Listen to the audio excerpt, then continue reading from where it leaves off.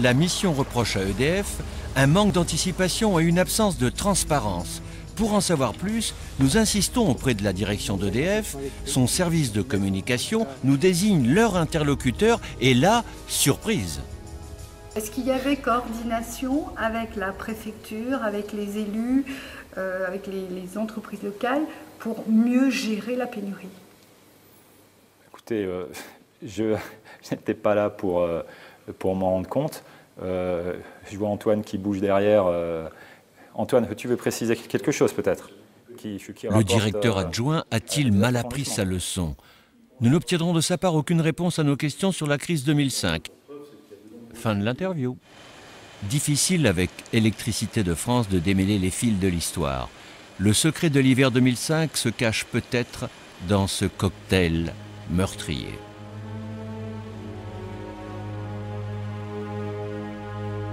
Son nom, fioul lourd.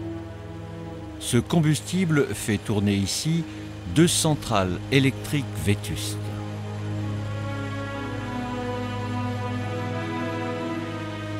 Triste record national.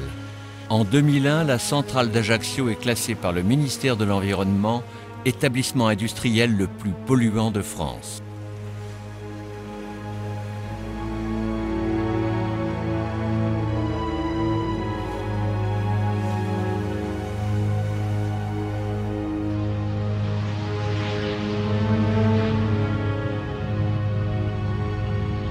Une menace permanente plane sur les habitants du golfe d'Ajaccio.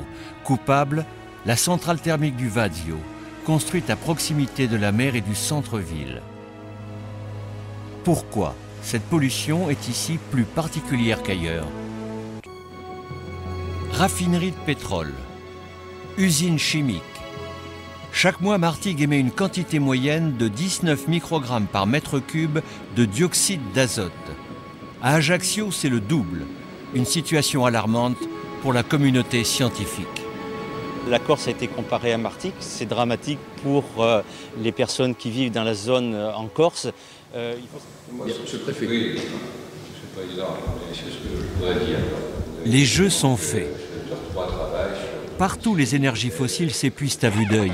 Mais la Corse, elle, regorge d'inépuisables richesses encore mal exploitées.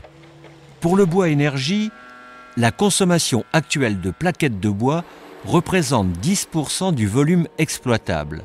Le potentiel du solaire, c'est 50 fois la consommation électrique de la France. Il tombe du ciel 8 milliards de mètres cubes d'eau par an. Utilisation 1%. L'éolien, gisement 433 MW.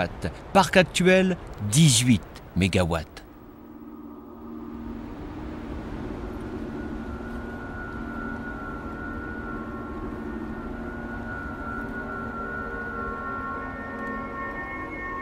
Du gaz.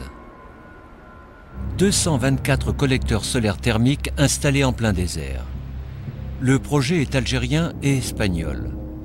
Nous sommes à Assirmel, au départ du gazoduc Algérie-Italie. Ici, 700 travailleurs terminent la construction de la première centrale hybride solaire-gaz au monde. Superficie 130 hectares, capacité 150 MW, son coût 256 millions d'euros. Un horizon radieux que l'on espère de l'autre côté de la Méditerranée. Le rêve d'une énergie propre. Mais il est à craindre que ce vœu unanime de la société corse pèse peu face à la volonté de l'État. Reste une lueur d'espoir. Ou alors une lumière noire.